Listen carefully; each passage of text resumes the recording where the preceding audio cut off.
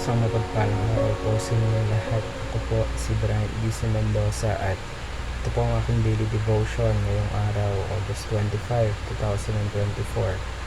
Ngayong araw po ay aking ibabahagi ang aking natutunan patungkol pa rin po sa loving God is hating sin.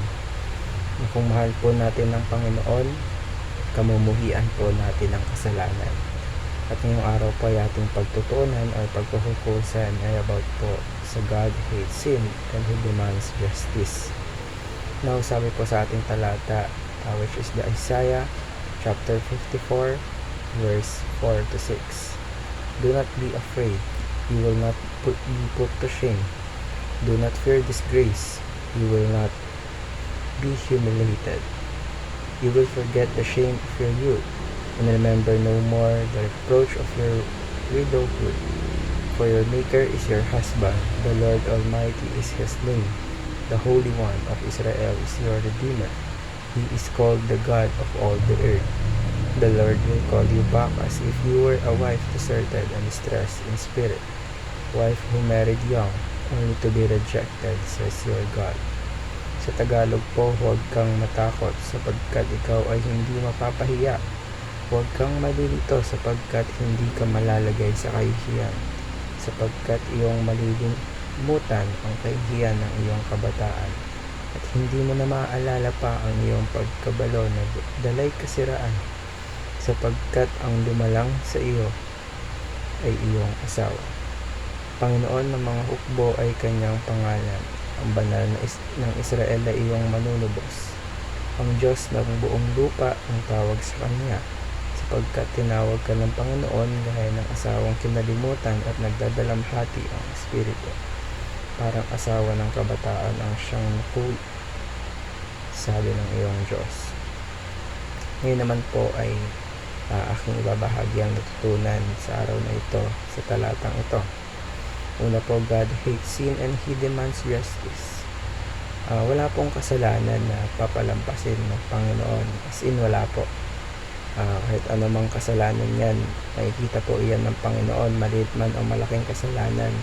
Lahat po iyan ay nakasulat, wala pong makakalusot sa hustisya ng Diyos.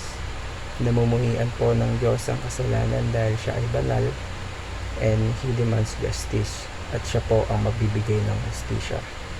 Hindi man dito sa mundo, pero afterlife, for sure, 100%, siya ang magbibigay ng hustisya.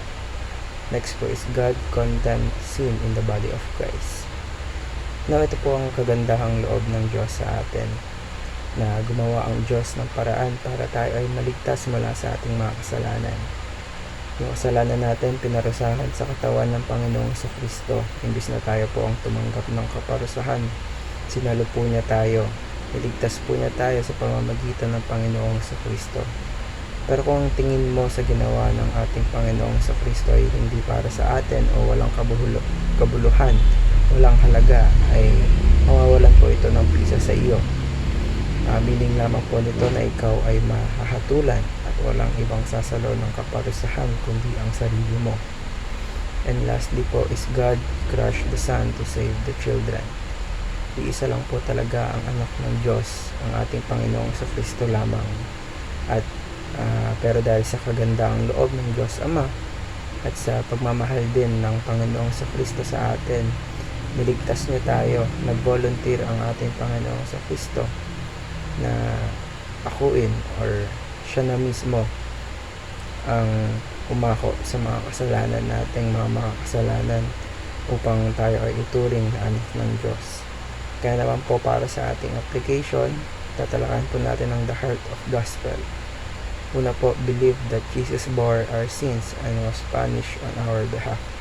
Maniwala po tayo na ang Panginoong Kristo, ang ginawa po niya sa krus ng Kalbaryo, ay para maligtas tayong mga kasalanan. Dahil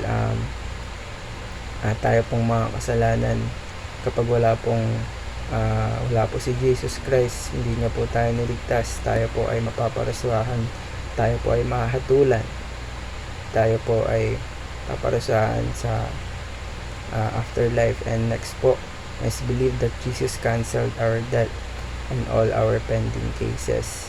maniwala po tayo na kinancel po ni Jesus yung mga utang natin, yung mga pending cases, yung mga kasalanan natin. Maniwala po tayo na lahat ng kasalanan natin, lahat ng utang natin ay binayaran na. At ito po ay sa pamamagitan na sa paniniwala natin sa ginawa ng ating Panginoong Jesucristo sa krus ng Kalbaryo. And lastly po is believe that Jesus died and lives again to give us a new life.